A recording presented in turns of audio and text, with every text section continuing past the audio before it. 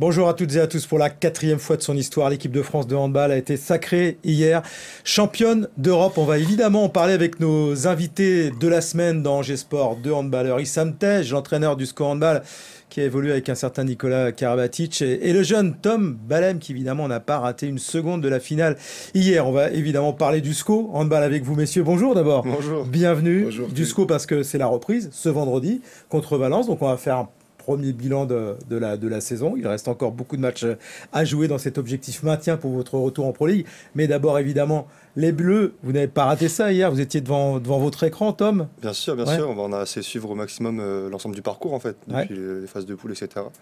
Très content, hein, ça rajoute un titre. Il y avait du spectacle, du suspense. Un bon match de handball.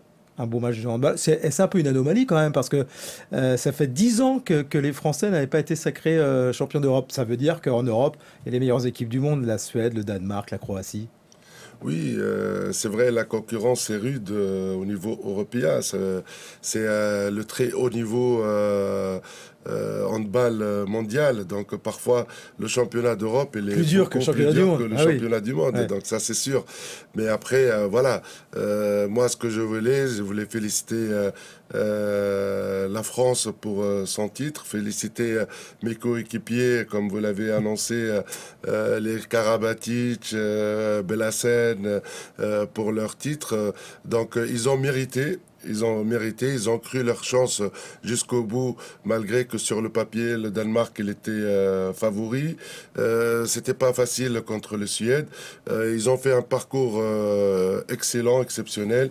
Bravo pour eux et félicitations pour le handball français. Alors, vous n'avez pas vu l'ensemble des matchs parce que y avait une préparation quand même à refaire. Donc, des matchs amicaux étaient programmés pendant les matchs des Bleus, et notamment vendredi soir, ce fameux France-Suède, avec les Français menés d'un but, il reste une seconde à jouer. Et puis il y a Elohim Prandi qui s'avance. On va regarder quand même les images. Vous les avez vues à la fin, j'imagine que vous avez vu sur les réseaux ce qui s'est passé. Dites-moi, alors, à vivre en direct, c'était quelque chose de fantastique, d'extraordinaire. On sait que ce garçon est capable de ce genre de choses. On va voir les images et Issam et Tom, vous allez me dire déjà ce que vous pensez de ce jet. Alors là, on est dans la continuité de l'action. Les Suédois là, prennent un petit but d'avance. On est à la toute fin. C'est ce qui fait la beauté de ce sport aussi, Sam. C'est que c'est jamais terminé. Jamais terminé, oui, parce que le handball, c'est un sport suspense, où il y a le suspense, le spectacle. Donc, c'est vrai que ça peut basculer, parce que comme on a vu la première mi-temps, la France domine bien la Suède. Oui, il y avait un écart de 6 buts d'avance. Ouais. Après, les Suédois, ils ont revenu au match. Ils menaient, eux, au score de même +2, je pense, à la fin. Et là, c'est impossible de... Il ne doit jamais marquer. C'est le génie. Il n'y a pas impossible, ça existe la pas preuve, impossible. La preuve. En plus, Prandi, c'est un spécialiste des tirs 9 mètres direct, donc c'est pas la première fois qu'il a fait. Donc voilà.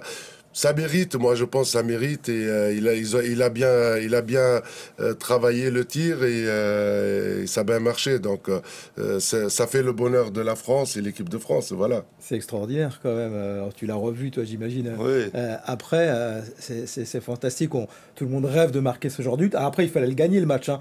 Mais bon, oui. Les Suédois, ils étaient terminés. C'est quoi ta réaction par rapport à ce but venu d'ailleurs? Mais comme tu l'as dit, on l'a pas vu en direct, nous, ce but. Donc, on l'a vu après le match, donc sur les réseaux, etc. Et en fait, on l'a vu, revu, parce que on essaie un peu de comprendre, tu vois, comment il arrive à la mettre.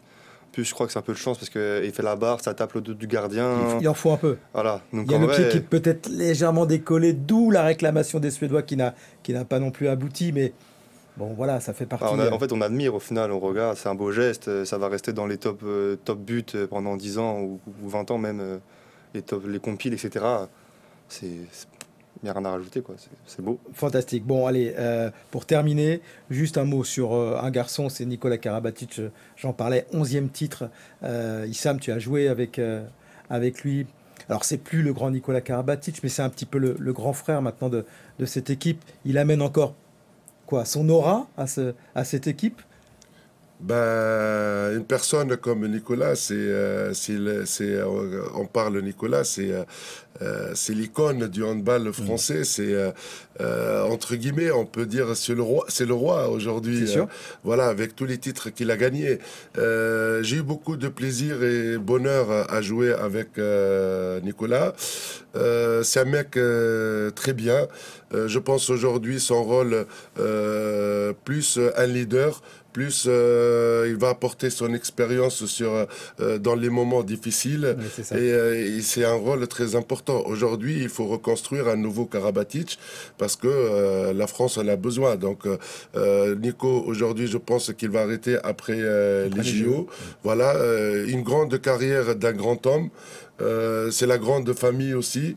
Je le félicite pour son parcours, pour tout ce qu'il a fait pour le handball français et mondial.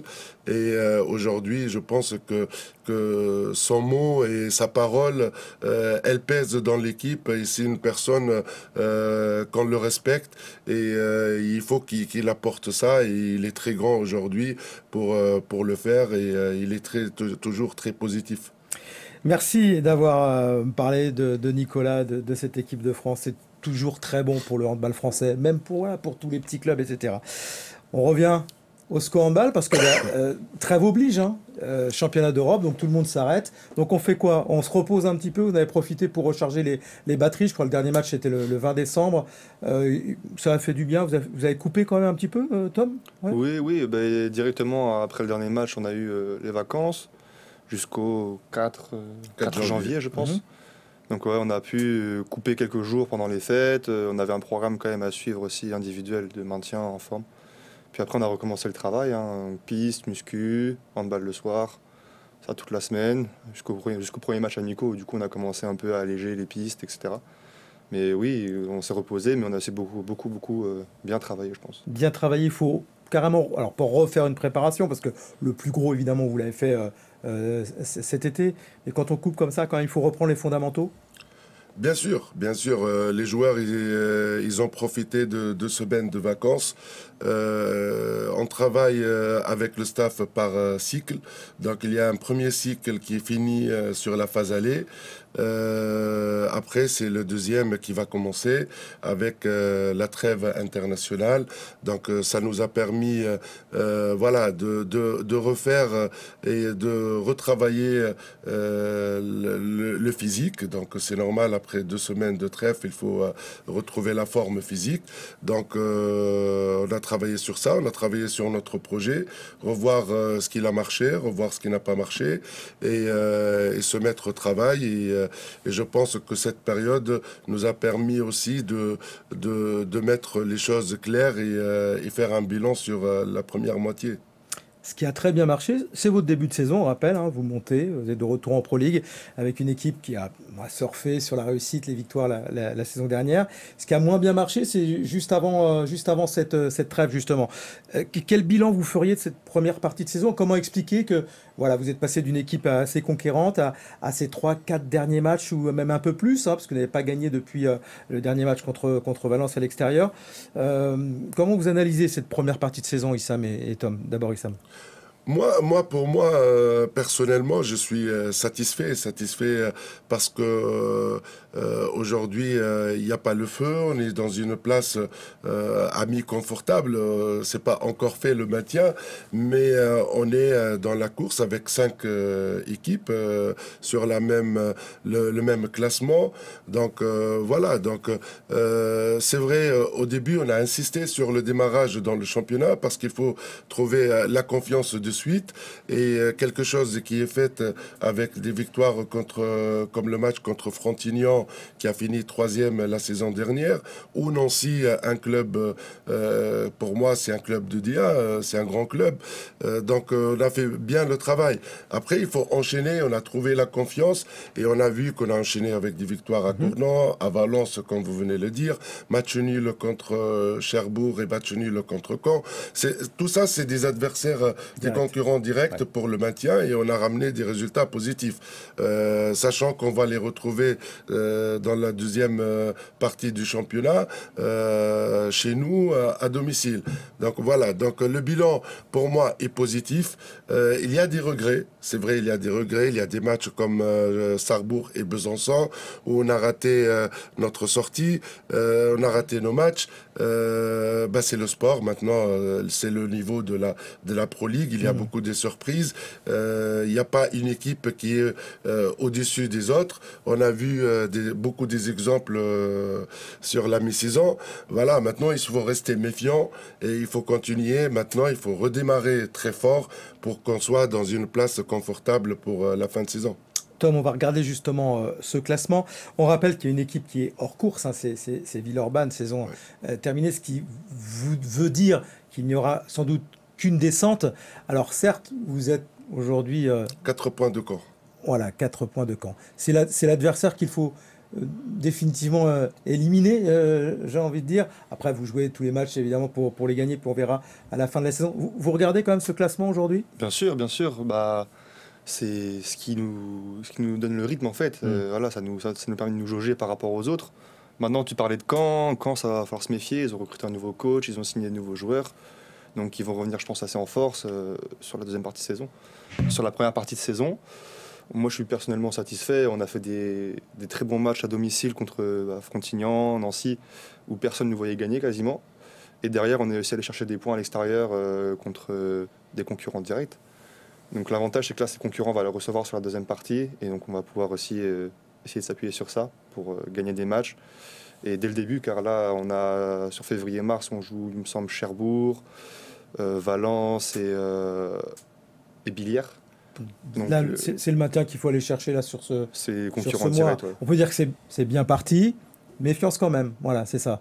Qu'est-ce qui pourrait faire que la machine se grippe un peu ? Parce qu'il y a des joueurs qui avaient fini un petit peu fatigués. On sait que pour Echmi notamment, la saison risque d'être compromise. Et est-ce que, pour le coup, vous êtes à la recherche peut-être d'un garçon, donc d'une recrue qui pourrait amener un petit peu de sang neuf ? Ouais, pourquoi pas recruter, parce que Echmi, il va être absent pendant une longue durée. Il se fait opérer de l'œil. Donc oui, pourquoi pas. Aujourd'hui, on est en manque d'effectifs. Il manque un joueur professionnel. Donc pour moi, il faut recruter. Après, il faut voir ça avec les dirigeants. C'est pas moi qui ai la trésorerie. Donc vous avez la volonté. J'ai la volonté. Vous faites passer le message. Voilà, on fait passer le message et j'espère qu'on commence à recruter. Mais le problème, c'est pas seulement recruter. Il faut trouver la bonne personne dans le poste et qu'il peut apporter à l'équipe. C'est pas seulement compléter l'effectif, mais apporter quelque chose. En tous les cas, s'il y a une recrue, on fera avec le recrue. S'il n'y aura pas, j'ai confiance à mes joueurs. J'ai des joueurs qui sont compétents dans ce poste-là, comme Swan, comme Simon, donc ils feront le boulot. Comme je peux, polyvalent, Ashraf ou Corentin, ils peuvent aussi sur ce poste-là. En tous les cas, après les matchs amicaux qu'on a fait, donc ça m'a permis aussi de revoir le projet, de revoir chacun quel poste il peut jouer. Retravailler avec mes joueurs, l'utilisation de mes joueurs et défensifs et offensifs. Donc sur ça, je suis aujourd'hui satisfait et l'équipe elle est compétitive sans avoir aucune recrue. Donc voilà, j'ai totalement confiance à mes joueurs. L'essentiel pour moi, la motivation et que le groupe il vit bien et tout passera bien. Le groupe a bien vécu l'année dernière, ça c'était évidemment très visible en dehors et sur le terrain. Il y avait une corrélation entre ce groupe qui vit bien et les résultats. Ça n'a pas changé, cet état d'esprit-là. Et les résultats sont encore là, donc je veux dire, tout va bien. Non, c'est sûr, on a toujours cette bonne entente, c'est ce qui fait notre force un peu. Il y a beaucoup de joueurs d'autres équipes ou des personnes extérieures qui nous disent... vous vous entendez bien, enfin voilà, c'est une de nos forces que les gens remarquent aussi, c'est vrai. Donc non, ça, c'est sûr que c'est quelque chose sur lequel il faut qu'on s'appuie pour cette deuxième partie de saison, pour aller chercher le maintien le plus rapidement possible. En tout cas, vous ne vous étiez a priori pas trompé en montant cette équipe en nationale avec des joueurs forts qui pourrait ensuite performer en Pro League, c'est le cas. Voilà, vous avez le niveau Pro League aujourd'hui. Il n'y a pas de surprise là-dessus. Non, il n'y a pas de surprise parce que le travail, quand on a construit l'équipe en N1, c'était le but aussi, le travail en continuité. Donc aujourd'hui, une équipe, tu ne peux pas la construire en 3 ou 6 mois. Il faut des années pour construire une équipe forte. Donc voilà, le travail en continuité, c'est le but. Les joueurs ils étaient recrutés par intelligence, je pense, et par chaque poste nécessaire, les qualités de joueurs, et aussi je veux parler que quelque chose que vous venez de dire, c'est les valeurs aussi, parce que le groupe aujourd'hui on est dans un sport professionnel d'équipe, et il faut que l'équipe elle vit bien pour que l'ambiance soit bonne et que le résultat suive derrière.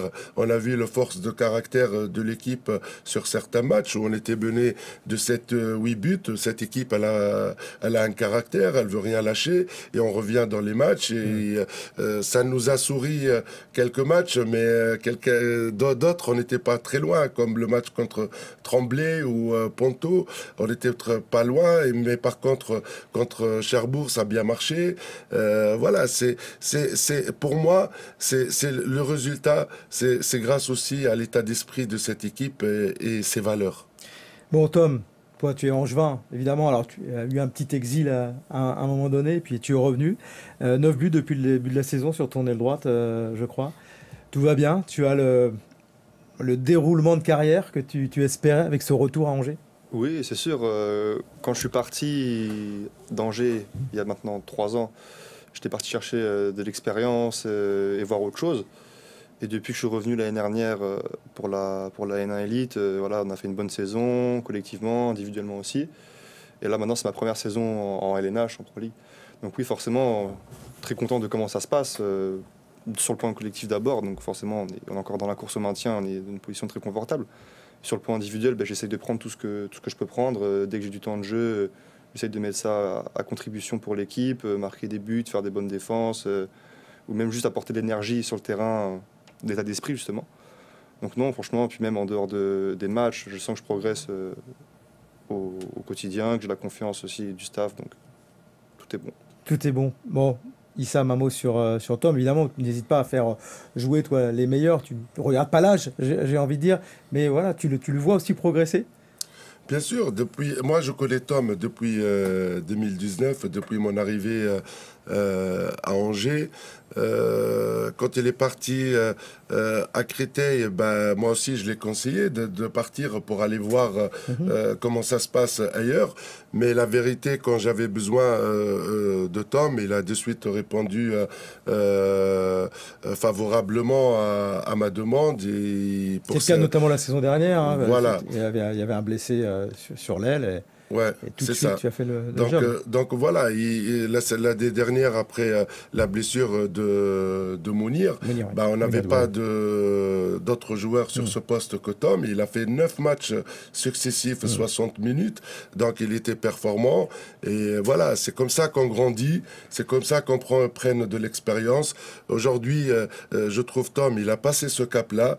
Notre projet avec lui, et ce qu'on lui a promis aussi, c'est de l'amener au haut niveau, de l'amener au professionnalisme.